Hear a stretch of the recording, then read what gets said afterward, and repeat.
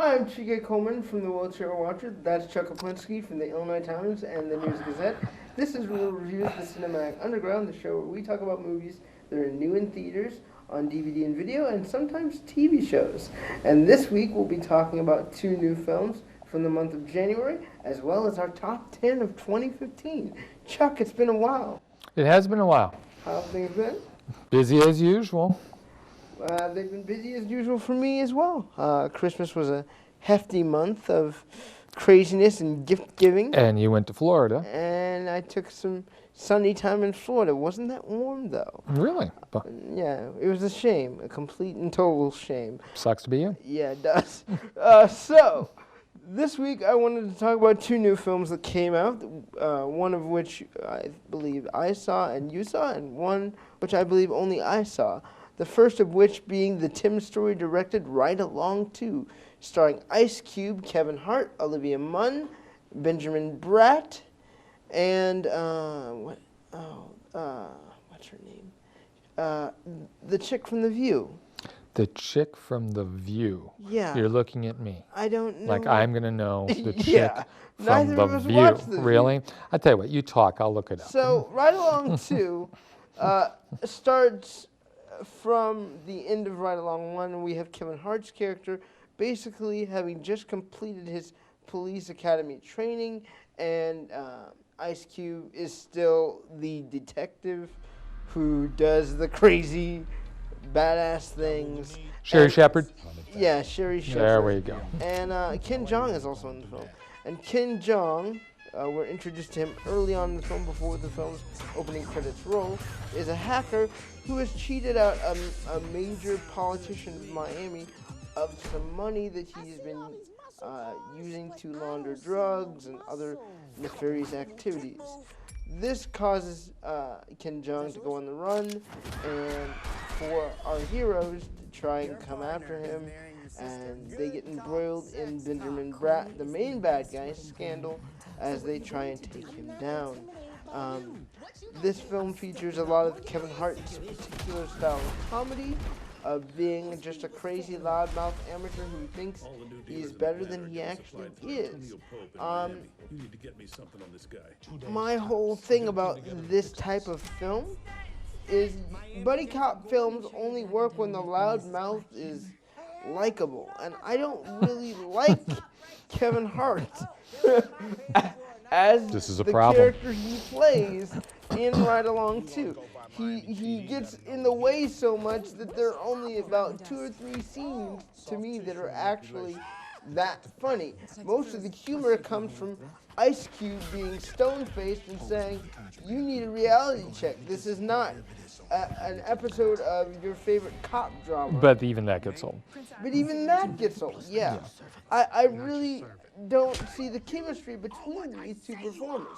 I love that it's an opposites attract kind of a thing, but much like me in our television show, Hart really never shuts up. So I don't know what I'm supposed to like about this character that he plays. I mean, yes, it is his brand of comedy, but it really doesn't work for me other than 1 or 2 scenes within the film. I feel like you'd be much better suited if you took a different comedian. In my instance, I would say a Chris Tucker, but as a cousin of Ice Cube, like he's trying to be hard, but it doesn't quite work, and trying to be, a good average detective with a little humor thrown in there. I don't know what would work.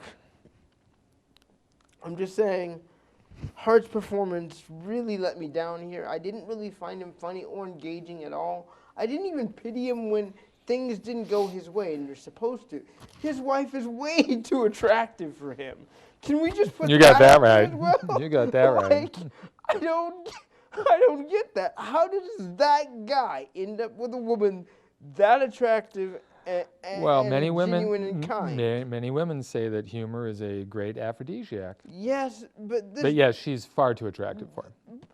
My problem is this dude has a Napoleon complex. He thinks he can handle it all when he really can actually only handle the stuff that requires him to be a nuisance. That's where his ace in the hole is, and they don't utilize that enough within the film for it to actually be successful. Unfortunately, as much as I respect Tim Story as a director, Why? why do I respect Why him? what did he ever do to make you respect him? Taxi? What did he ever do? Two barely competent Fantastic Four films? Let me look up Tim's story, because I don't think there's anything there, my friend. Okay, go ahead. You just do your thing. Keep I'm talking. trying to be nice. Do what you 'cause do best. I'm trying to Why be is he on nice. your Christmas card list or something, or what is he? I don't know. Do you know him personally? I'm just trying to. I'm trying to. My memory is no good anymore, so maybe there's something I forgot. I don't know. There might be one good film in there that I was like, oh, you know what? He directed this That quite was well. the one, huh? Okay. I don't know, but I'm trying to, soften the blow, because really, if I'm being honest, Tim Story's always been a crappy director, especially if you look at the Fantastic Four films. And those are the good ones, people. I don't know. It didn't work for me. What did you think of Ride Along 2? It's the same movie as the first one. I mean, it's the same thing. And yeah, that is, of course, what we deal with. Barbershop. He did Barbershop. Okay, so Barbershop. It's a good film. Yeah. But yeah, Hart's act is just worn thin. It's the same thing all the time. The guy, he just gives me a headache. He just gives me a headache because it's the same thing. It's loud. It's spastic. He's having a seizure. It's just awful. And there was one scene where there was one scene I liked, and that was when they were interrogating the young woman whose phone, they had the phone of the boyfriend. Oh, yeah. And he was that going was through good. the ringtones. He actually wasn't spastic there. He toned it down. He had the motor mouth thing, which was fine in this case. Yeah. But it just proved to me that he doesn't have to do that to be effective. Yeah, he can be You geniusly just turn it effective. down, and it'll still work. But it was a mess. But what was I expecting? I was expecting the same thing. And I'm sure expecting to fans laugh loved more. it. I mean, it made a lot of money. Yeah. So, it is what it is. I just feel like we deserve a better class of comedy from him and from anybody who wants to make comedy at this point. I mean, you look at the 21 Jump Street movies, and they're much better than this. It's because they're smart. Yeah, and they know how to pull it They back. don't go for the usual thing. His next film will be with Ice Cube again, called Humbug, a new update of A Christmas Carol. Okay, great. Yeah, Kill Me Now. Yeah. Yeah. So I gave this film 2 out of 5 stars. I was very, very kind. The next film that I wanted to talk about this week is The Finest Hours, and I don't know who the director is, but I know that it stars Chris Pine, Hermione Holiday Granger, I'm sorry, Ben Foster, Casey Affleck, I do believe, and that's the main cast. It centers around a TF2 oil tanker that is being hit by some rough shores, and is it their hull that's breached? I don't quite know. I know Coast that Guard the terminology. ship splits in half. Yeah, the ship splits in half, and Casey Affleck's character's job is to keep them going, keep them afloat for as long as possible on these rough seas. It's been split in two. And yeah, so the ship splits in two, and Chris Pine's character, who's kind of like this normal, nice guy, basically goes out as part of the Coast Guard to rescue these people from the ship before it sinks. And it's basically what I like to call a race against time movie. They have to get these things done by this point, or they're doomed. Director Craig Gillespie, interesting guy, directed Lars and the Real Girl, Ah, Fright Night, okay. and $1 Million Arm. So he's been all over the place. Yeah, I thought this was a very competently made movie, but I think I got lost a little bit with all the different terminology of the Coast Guard and ships and different things that had to function, and because I don't have that innate knowledge of the Coast Guard or how A little rusty ships on your function. maritime knowledge. Yeah, I don't have any of that well, me too. maritime knowledge, and that's kind of what took me out of the film, because as much as I cared about Chris Pine and his journey to save these men, and Casey Affleck and his journey to keep those men alive for as long as he did, I couldn't get behind the terminology, and I kind of knew, okay, either it's going to fail massively and they're all going to die, or he's going to save as many people as possible. And one of the two does happen, and either way, it's not a surprise, considering the conditions of the environment. It's a commonly made film. I'm not sure whether audiences will enjoy it, though, because they may get lost in the terminology and what the film is portraying about the Coast Guard, because if you don't have that knowledge, it's going to confuse you. And also, I should mention that this film takes place in 1952. Well, I'm looking forward to it, personally. I kind of like these things. I like everyone in it, so we'll see. Okay. I will say, though, that I did see Kung Fu Panda 3. How was that? It was a lot of fun.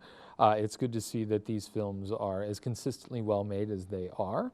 I enjoyed the first two immensely, and this third one continues things on the same level of quality. I don't know if you remember this, but after the first one came out and was such a hit, they said that was the first of 6 planned films. Yeah, I do remember that. And I don't know if they're going to get that far. I hope they do, because they're still very strong. You know, the one thing I like about these movies is how beautiful they are. Yeah. I mean, you know, animation has come so far in the last quarter century, and yet they still have a way of having a distinctive look about them, the Kung Fu Panda films. And there's a continued surprise within the action within the special Right. effects. But I mean, the way they integrate the culture. Yeah. And all the societal things of you know, that it's just really, they're really gorgeous movies and funny, and you know, still have a good message, because he meets his real father finally, voiced by Bryan Cranston, and they go back to the Panda Village where he was born, which is a lot of fun, because they do everything that he's been taught not to do, like be lazy and, you know, eat everything, and so he's got to reconcile this stuff. So a lot of fun. I was pleasantly surprised with Kung Fu Panda 3. Okay, that'll be one that I'll be checking out soon. What do you think people should look forward to in theaters in the coming week? Is there anything? Is there anything? Well, Hail Caesar comes out next week, the new Coen Brothers movie with George Clooney and Tilda Swinton and Josh Brolin, Channing Tatum, and Scarlett Johansson, and even I always get them mixed up. It's not Seth Rogen, it's the other guy. James Franco? No, the other fat Jonah guy. Hill. Jonah Hill, yeah, he's in it too. So I'm looking forward to that. Okay. And I'm not looking forward to the Nicholas Sparks thing, The Choice. Oh, I'm not either. They had posters out of that at Savoy 16, and I was just like, nope, still don't care. And it's a toss-up on Pride and Prejudice and Zombies. We'll see how that one is. I don't know how that's going to work out. Yeah, that one we'll just have to wait and see. But those are the 3 coming out next week. It feels similar in tone to Abraham Lincoln Vampire Hunter, if you want me to be honest with you. Yeah, sure. But and that one I didn't hate, but I didn't love either. You know, I was on the fence on that one. All right, so the next thing we're going to discuss now is our top 10 list of 2015. I'm sorry, not 2014. And so we're going to go back and forth, 10, 10, 9. Okay, that's fine. All right. So go ahead with your number 10. My number 10 one is Love and Mercy, the film about the Beach Boys genius Brian Wilson, cast very strangely, or I shouldn't say strangely, but very imaginatively. Paul Dano played Wilson as a young man. John Cusack portrays him as an older man. And it's just a very interesting take on this troubled genius of pop music and all he went through to find some peace in his life eventually. I don't like the Beach Boys. I don't like Paul Dano. I don't like John Cusack. And yet I was able to get around all of that. And it still made my top 10 list. Wow. So that should tell you how much I like this film. Okay. My number 10 film is The Visit, M. Night Shyamalan's latest film, which is part thriller, horror, suspense, part comedy. And while I'm not going to be able to remember the actors' names because most of them are newcomers, the film centers around 2 kids who, after many years, get a chance to go see their grandparents, and they view some strange happenings going on between their grandparents and the house. This film is just delightful in that creepy way of you never know what's coming, and it features a lot of jump scares, but jump scares that make sense. Right. They're not They cheap. would scare anyone. They're not cheap. Yeah. And the ending is probably one of the most slap yourself in the head endings humanly possible that I've ever seen, ever. Because you would think, oh, why didn't I think that would be possible? But that makes the film strong But because it makes it so is much possible. better because you're not thinking about that. You're just drawn into where they are, Yeah. and that's what makes it great. I like that movie too. I had a lot of fun with it. Okay, you're number 9? Number 9 is an import from New Zealand, the mockumentary What We Do in the Shadows, about a documentary crew that gets access to a family of vampires and how they are trying to deal with the modern age. You have vampires there who are ranging anywhere in age from 170 to 400 to thousands of years old. And it is incredibly, incredibly funny. But not just funny, it also reminds us of the humanity that still remains within these creatures, because once they are introduced to computers in the world of the internet, the first thing that they want to look at are sunrises, which they have forgotten what they look like, and they go back and look at them again and again and again. Find this one, What We Do in the Shadows, less than 90 minutes. I will give you your money back if you did not like this movie. Yeah, it's a great, great film. And the thing with the werewolves is what makes it really entertaining. Right, for me. there's a gang of werewolves that they run into, and yeah, they've got a turf war going. Just so great. Oh. Yeah. And we're getting a sequel, which I'm excited about. Yeah, I don't know. Yeah. I don't know whether to be excited or not. We'll see. I'm gonna try. But this guy's going to direct Thor 3, so that's going to be interesting as well. Which okay. I keep hearing good things about. I guess it's going to be a road trip with Thor and Hulk. Which I like the idea of that too. How can we go wrong? Yeah. So my number 9 is the Joe Edgerton directed and written The Gift, starring Joe Edgerton, Jason Bateman, and I forget the woman's name. Rebecca Hall. And this centers around a guy named, what was his name? Keep going. Keep This talking. centers around a guy and his wife who move into a house, and Gordo. They're confronted by a guy named Gordo, who is from Jason Bateman's character's past, and you're finding things about Gordo. Gordo is really nice. He starts befriending Jason Bateman's character and the wife, and as they're new to town, he starts leaving them gifts. And at first, it's great for Bateman. He's pretty okay with it. But then he just starts to get uncomfortable with it because Gordo's around all the time. He's seeing the wife too much, and pretty soon the gifts stop coming, and different things start happening to the various gifts. And you begin to wonder, well, is this guy unhinged? Did Jason Bateman's character do something to upset this guy? What's the deal? And there are surprises that abound all throughout this movie that kept me intrigued and made me want to watch it again immediately after it's over to see if I could catch on any of those subtleties. The Gift. You should see it. It's a great thriller. It came in at number 11 on my list. I like that movie a lot. Number 8 for me was Inside Out, the Pixar animated film. Incredibly imaginative, incredibly touching, and as you pointed out, a universal film in the way it deals with how our emotions govern our lives, as well as our behavior and maturity. And I'm going to not say much because I have a feeling it's on your list. Yeah, it is.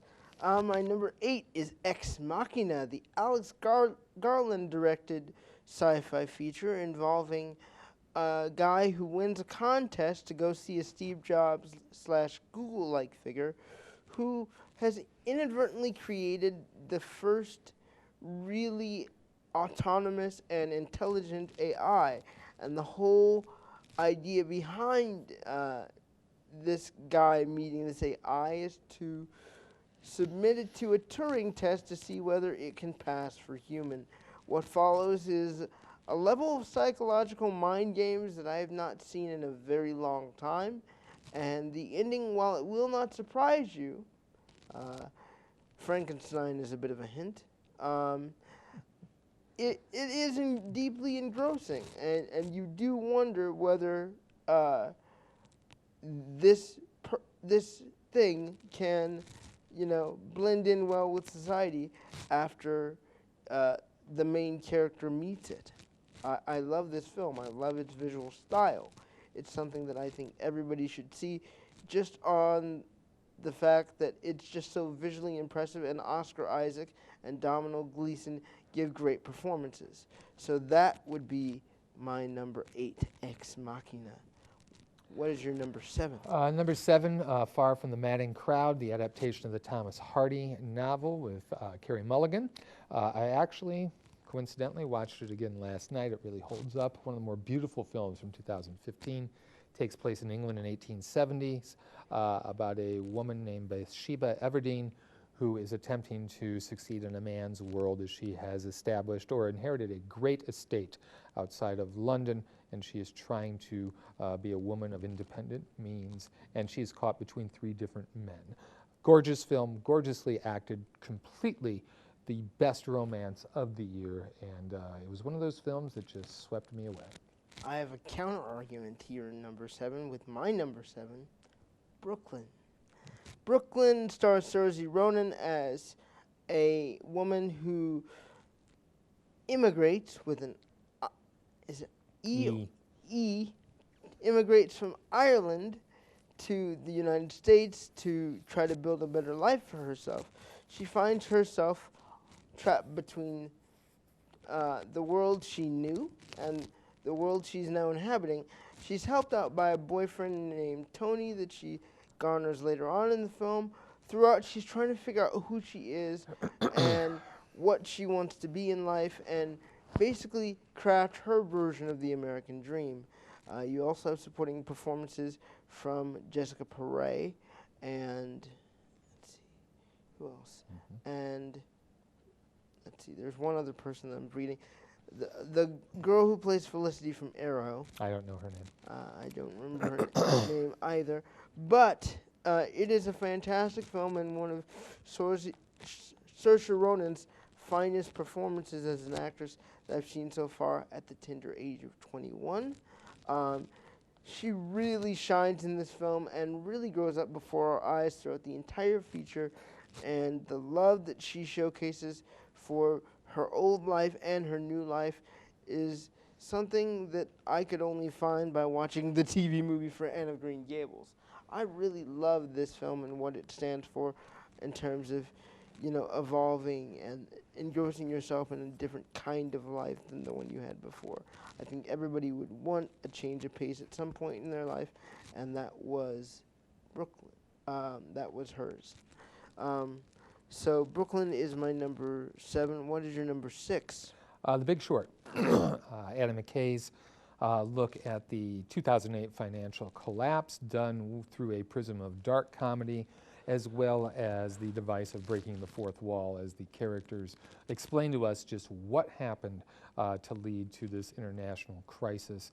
A great cast with Brad Pitt, Ryan Gosling, Steve Carell, and others.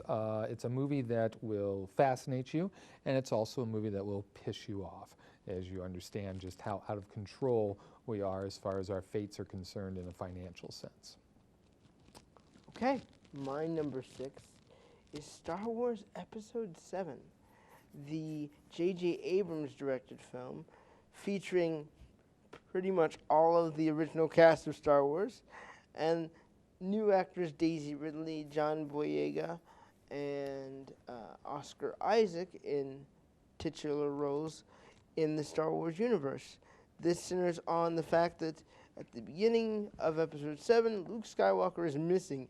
This is even in the opening title crawl so that you know what's changed in the last 30 years. And Poe Dameron has a secret piece of a map that he has to give to a droid. Does this sound familiar to anyone? And that droid needs to find someone to take the information to the rebel group. And that's all I'm going to say because the rest I want you all to find out for yourself. There is a dark side, a dark Republic-like force that looms over the presence of the rebels, and the two collide as usual. It's a really great, well-shot film with amazing special effects and a new score from composer master John Williams. You really need to see this film if you haven't yet. It's great. So what is your number 5? Diary of a Teenage Girl, great film set in the early 70s. English actress by the name of Bal Pauly gives the most overlooked performance of the year as a young girl who's trying to figure out not only what she desires sexually, but what she wants out of life. She gets involved with her mother's boyfriend, and of course, chaos ensues. Funny, heartbreaking, touching movie that went under the radar, unfortunately, and I'm really looking forward to what this young girl can do later on in other movies. I actually liked it, but not as much as you. But that's a great pick. My number 5 is Kingsman: The Secret Service. This film centers on a boy named Eggsy who, throughout his teenage years, gets into a lot of trouble due to the fact that he doesn't have a father figure. His father was a secret agent and passed away when he was still very young. As a favor to his father, a friend comes along and says, "Hey, you've had a rough life. I cut you a break. I feel like you could have the necessary skills to become a good secret agent. Come join my organization and we can stop this guy who is trying to destroy the world using cell phones." Played by Samuel L. Jackson in a very fascinating role with a speech impediment. It's a great nod to the Bond films of the early 60s and early 70s. They have really memorable villains, really great action scenes, and it's funny, and it's directed by one of my favorite directors working today, Matthew Vaughn. It's a film that if you like the spy genre, and if you like ultra-violence, then you should definitely check this one out, because it's hilarious, and Colin Firth is the ultimate gentleman spy. I don't know why they didn't poach him to play 007 at some point, because he's fantastic here. This may actually even be his audition. What's your number 4? Spotlight, the great film from Tom McCarthy about the investigative reporters in Boston who uncovered the conspiracy within the Catholic Church in which they hid, shuffled around pedophile priests, not just in America, but around the world. Just a fascinating film about the process that these reporters went through over a long period of time to put all the dominoes in place, to put all of their facts in order before they went with this story that had huge ramifications. Great performances, a great cast. Mark Ruffalo, Rachel McAdams, Liev Schreiber, Michael Keaton, Billy Crudup. You can't really do much better than that. And also Stanley Tucci. Check this one out. My number 4 is another comedy that I love a lot, and that's Trainwreck. Amy Schumer wrote the screenplay for Trainwreck and also stars in it, which is also directed by Judd Apatow. And it centers on a woman who is essentially a serial dater. She is told by her father, played by Colin Quinn, that monogamy is not realistic. Do not trust it, and she does not. And she's a serial dater, basically dates around, sleeps with men, as many as she really wants. One day, her editor, who, I should point this out, Amy is a writer for a men's magazine. Her editor, Diana, played by Tilda Swinton in a completely unrecognizable role, tells her to go interview a doctor who works on sports athletes. She knows nothing about sports. The two eventually hit it off and sleep together, but then she realizes, oh, I might like this guy. What's more touching, though, other than the humor about how much she's resisting the idea of being in a serious relationship, is the idea that there's this tragic section of the film involving Colin Quinn's character, which I won't give away, that really shows that Schumer has a talent for the dramatic as well as the comedic, and I can't really wait to see what she does next, because this film was not only hilarious, but surprisingly touching. What is your number 3? Mad Max Fury Road, George Miller's brilliant reboot, sequel, whatever you want to call it, update of the Mad Max trilogy. Great performance from Charlize Theron as the one woman who will stand up to the villain in the piece. As Mad Max, Tom Hardy is kind of in the background. He's really a supporting character here, but really the star is Theron and all the incredible stunts. This one never, ever gets old and needs to be seen on a big screen. My number 3 is Inside Out. We talked about this earlier. It is a fascinating look about how children mature throughout their lives and the emotional stresses their lives go through. In particular, the character of Riley moving from one city to San Francisco and how those changes affect her emotionally. The emotions themselves get lost in Riley's subconscious, trying to get back to the main area where her emotions are controlled, and it is an adventure for the ages featuring one of the saddest moments I've ever seen in a Disney film, rivaling that of Even Up. I loved this film. It needs to be seen by children and adults everywhere as soon as possible. What's your number 2? Brooklyn, which you mentioned before. Love that film very much. Could watch it at any point. My number 2 is Mad Max. As Chuck said, Mad Max is in the background here. This is Charlize Theron's movie to succeed or fail at. She is remarkable in this film in showing the level of strength that she does and giving us the background of her character with only a few words and her eyes. The stunts are fantastic. I could watch this movie over and over again and just be on an adrenaline rush for like a week straight just from watching this movie. It's fantastic. It's heartbreaking. It's also a great movie about human connection and how the lack of it can change us completely. I love this film, and everybody should see it at least once. What is your number 1 movie of 2015? Danny Boyle's Steve Jobs, a movie I loved, and I think I was the only one who did. It came and went. Michael Fassbender gives a great performance in the title role as the tortured genius. Kate Winslet as his girl Friday matches him every step of the way. It's a film in 3 acts as we follow his character through 3 different product launches, and we get his entire backstory through flashbacks, remembrances, and anecdotes. A great cast, also with Jeff Daniels and Michael Stolberg. This is a movie that people just let go because they thought they knew this guy. They didn't. Obviously, there's a lot of manipulation going on, and we get part of the story, but not the whole story. But still, a great movie as far as just the basics of filmmaking are concerned. Acting, story, inventive direction. Check this one out. I am surprised it's your number 1. My number 1, and this may surprise you, is Spotlight. The plot Spotlight was already told to you by Chuck, so I'm just going to very quickly give you my thoughts.